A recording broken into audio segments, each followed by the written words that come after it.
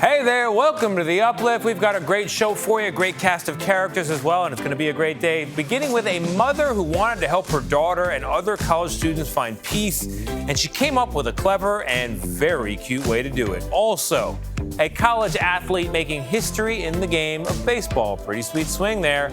And a baby who survived the devastating earthquakes in Turkey was left without a mother, or so they thought. Stick around for answers. Plus, researchers who have some interesting neighbors in Antarctica.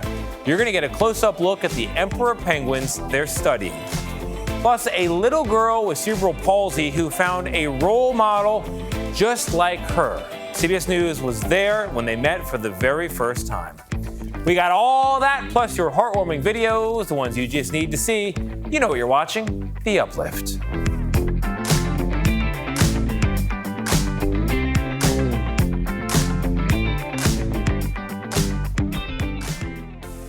Hey there, I'm Tony DeCopel. This is The Uplift. It's a show that lifts you up for at least the next 30 minutes. I would say you and me as well. And we are going to begin here with a mom in Wisconsin who saw her college-age daughter stressed during the pandemic, and she wanted to do something to help her and also other students in town. Caitlin O'Kane has the story. A cozy cafe in Whitewater, Michigan is serving up more than just coffee. They provide cuddles and cuteness, too, with cats. Natalie Cerna, a former nurse and single mom, was inspired to open Barista Cats Cafe to help the college kids at nearby University of Wisconsin. My daughter goes, and she was a big part of my inspiration. During COVID, she was locked in her dorms freshman year. Why I chose Whitewater? Because it was so hard for her, and to see these kids struggle for their mental health. I don't want to see the kids have to go through that. Natalie says cats have a healing benefit, and she wanted to bring that to college kids and senior citizens in Whitewater. It really reduces stress, it reduces anxiety, and that not only for the humans, but for the cats. She got help from Wisconsin Women's Business Initiative Corporation, which helps small business owners reach their dreams.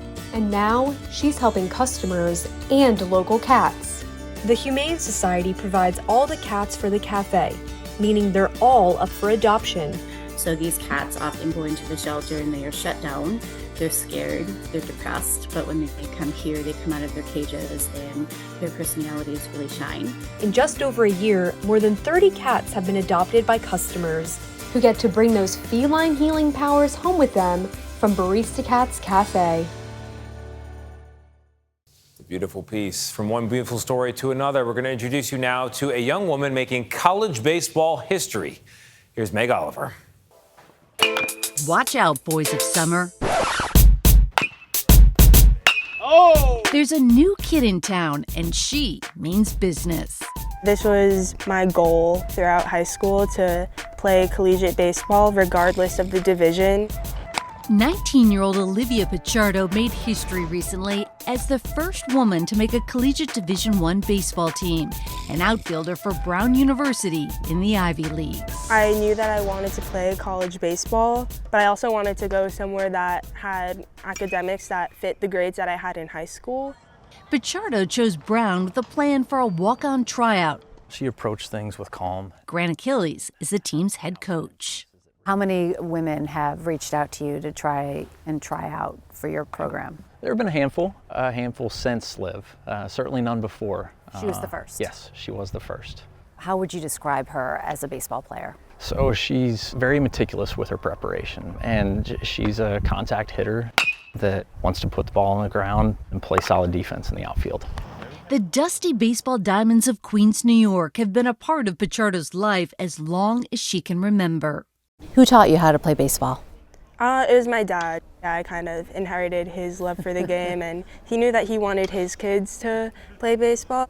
So it all started here in Queens? All right here, and this is the path that we took to the Little League field. Olivia's dad, Max, grew up playing baseball in the Dominican Republic and was eager to share the sport with his kids. He got Olivia on the diamond when she was only 4. He still has her first bat, pink and yellow. It looks so small now, but on the field way back there, where she said when you're the littlest, she would come out to the plate and she would slam the crap out of the bat on the home plate. Olivia became a pitcher and outfielder and was able to hold her own with older boys. As a 7th grader, she made the high school boys' varsity team. That was always the thing that I looked forward to, like, oh, practice at the end of the day today, a game at the end of the day, I'm going to pitch today, I'm so excited. While many girls take to softball, it was never a consideration for Pichardo. She graduated high school with a sizzling fastball and a sparkling GPA. And while Pichardo has always been a standout, she's also always found a way to fit in. Just ask her brown teammates. The first thing I was impressed by was just how she threw the ball. It's a good sign of just what a baseball player will be. I was also impressed. I hadn't really played with any girls since Little League, and I was pretty excited to see what she could do out here. As a freshman walk-on, Olivia wasn't guaranteed any playing time. But on March 17th, with Proud Papa filming from the stands, Pichardo became the first woman ever to bat in a Division I game. It was a ground out, but it was history.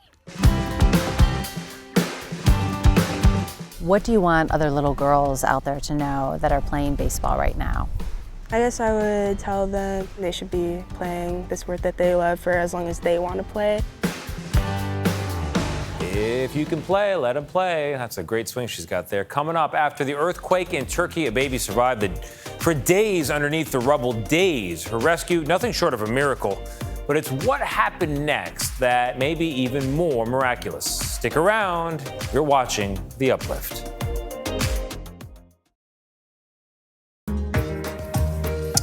Time now for those heartwarming videos, the ones you just need to see. This one comes from Georgia, where an elderly dog named Binky disappeared 3 years ago. The 18-year-old pup ended up 6 hours away from home in a completely different state, in fact. Dorchester Paws, that's a shelter in Summerville, South Carolina, used his microchip to identify his owner. And a volunteer then drove Binky all the way back home. What you're seeing on your screen now is the emotional moment when his mom got him back after 3 years. Hi. Oh, goodness. Oh. Hey, buddy. Oh, my goodness. Oh, you're home, bud. No, that is a really sweet one there. Love that. All right, recent earthquakes in Turkey, they left a devastating trail of destruction, killed more than 50,000 people. Ponder that for a moment. And in that darkness, we do say there was a symbol of light. After surviving 128 hours in the rubble, a little baby was saved. Here's Natasha Larno with the story of survival. When an earthquake ravaged Turkey, this baby girl was buried underneath the rubble for 128 hours. And yet, she survived. She was about a month and a half old at the time, and she was put into state care. It was believed that her mother died, but about 2 months later, a family member reached out to officials claiming the mom was still alive and that she was being treated in another hospital. So she took a DNA test and it was a match. And after 54 days apart and countless volunteers and strangers helping, the baby was reunited with her mom.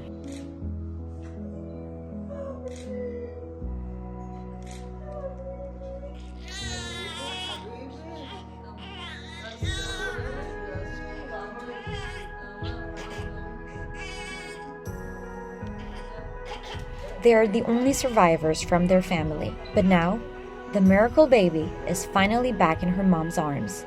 The mother, a survivor. The baby, a miracle. Now back together. Love there finds a way. Coming up, a trip to Antarctica to get a close-up look at emperor penguins. Plus, meet a 5-year-old girl who connected with an important role model, a role model who lives all across the country, clear across it. See the moment they met for the very first time in person.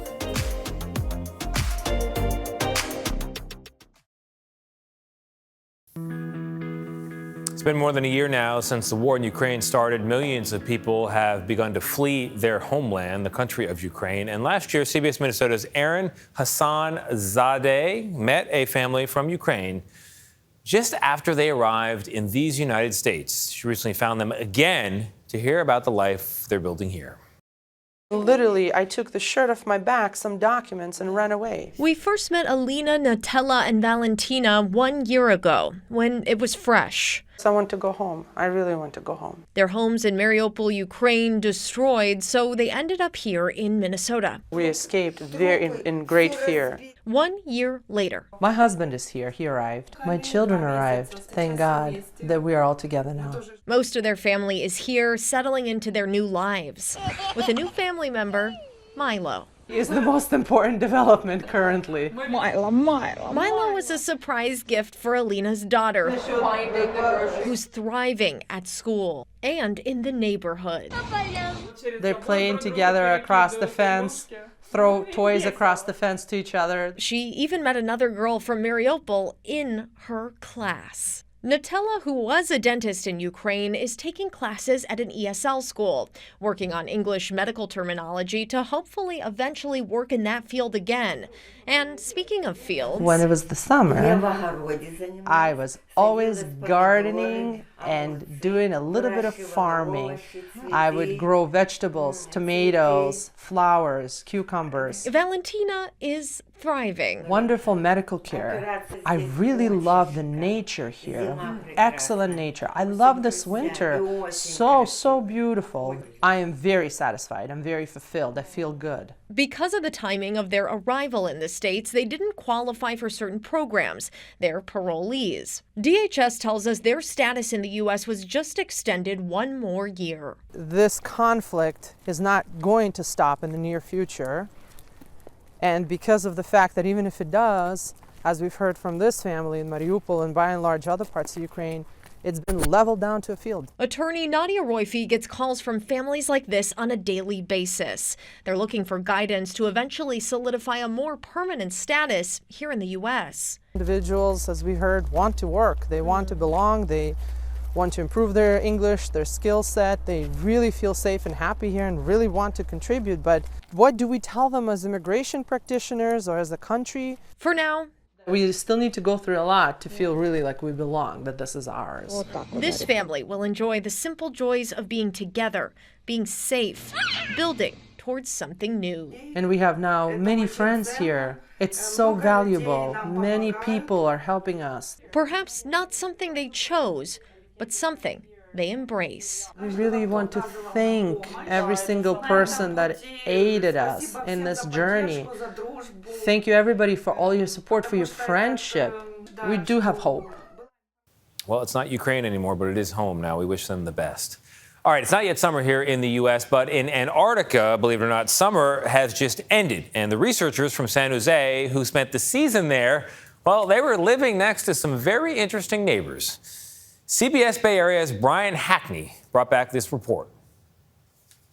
But Hamilton has picked up some snow. The camera started to snow here where we are in 17 is just a mess. And it was a real nightmare trying to get back down because the ice freezes. Really unusual meteorological conditions for us. We don't usually see in the forecast snow in the Santa Cruz Mountains.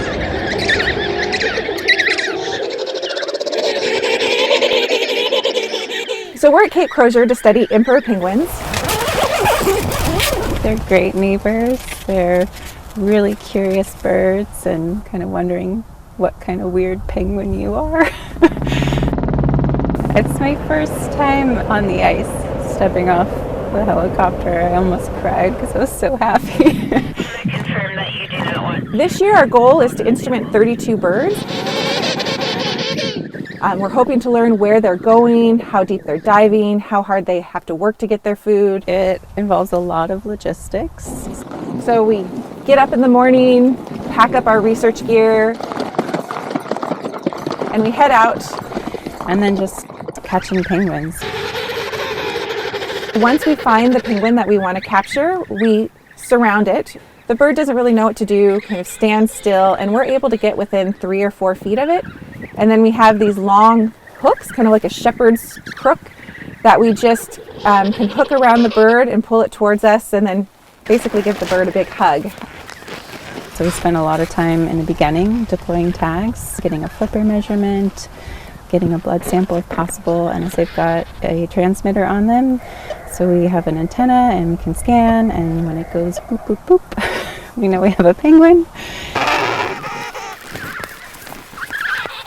We capture these devices from the backs of these penguins. We download the data, and it allows us to do really interesting things, such as know where the penguins go while they're at sea. Whether it was standing, if it was swimming, we're actually able to count how many strokes the penguin took on its journey. It's pretty incredible. The work is very rewarding. It's new information. We didn't know it before. Certainly, as a polar species, they're going to be some of the first that will be affected by climate change. They show up at the breeding season and the ice isn't there, so they have nowhere to breed. So that probably is going to be happening more and more frequently, where we're going to be losing chicks just due to ice going away. Some of the best things you can do is just reduce your carbon footprint, and just caring about biodiversity is important, and protecting that biodiversity. And penguins, especially these penguins, are sentinels of change. They're sort of the canaries in the coal mine.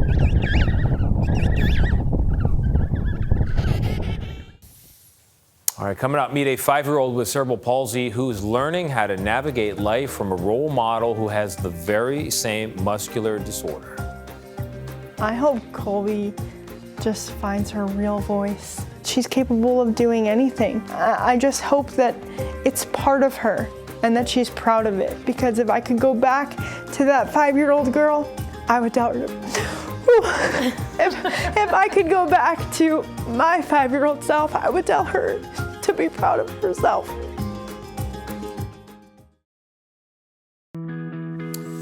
A 5-year-old with cerebral palsy found an important friend and role model in a fitness coach who also has that very same muscular disorder. The two live in different parts of the country, but CBS News was there when they finally got together and met in person for the very first time. Here's Elaine Quijano.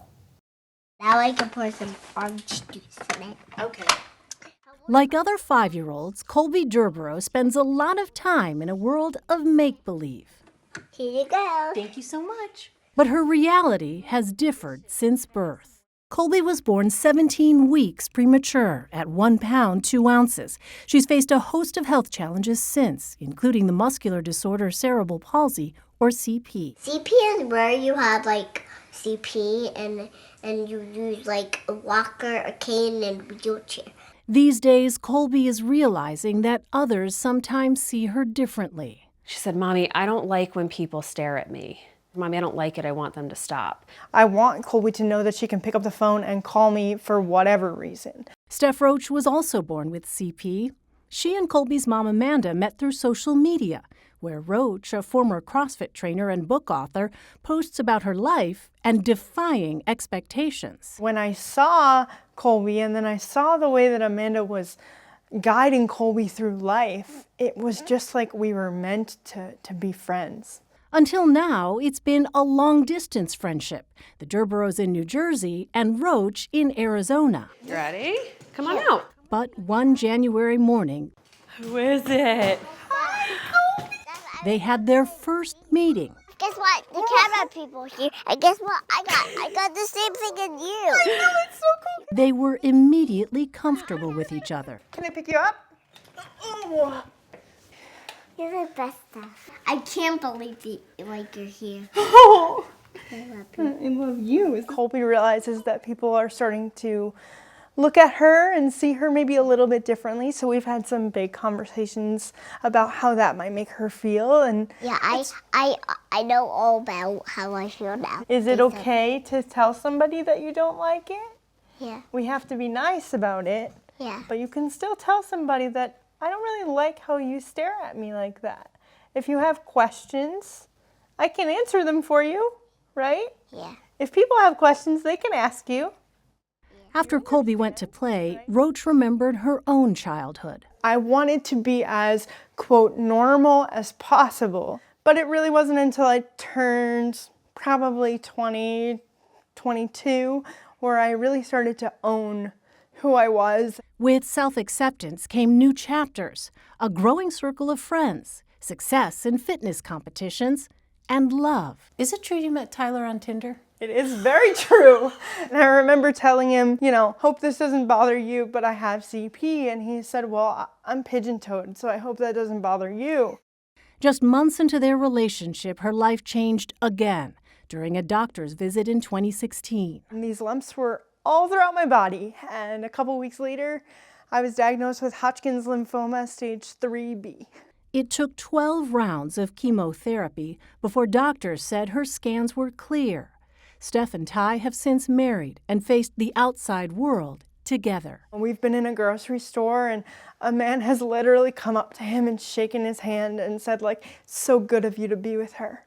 And like, why isn't he lucky to also be with me? She can't stand when she's in a wheelchair for me. Yeah. What would your hope for Colby be?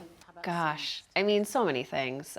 You know, as a mom, you just have all the hope in the world. You know, I used to think that because she had CP, she would be an artist because she couldn't be an athlete. And now I know that the world is her oyster. My hope is that she's exactly who she wants to be. And Steph? I hope Colby just finds her real voice. She's capable of doing anything. I just hope that it's part of her and that she's proud of it. Because if I could go back to that 5-year-old girl, I would tell her, if I could go back to my 5-year-old self, I would tell her to be proud of herself. At the end of the day, it's all about that human connection. It's a beautiful story, Elaine. Thank you very much. That is our show. I'm confident it brightened your day, lifted you up. If for some reason it didn't, the reruns, they do remain free. Meantime, I'm going to go find some good news.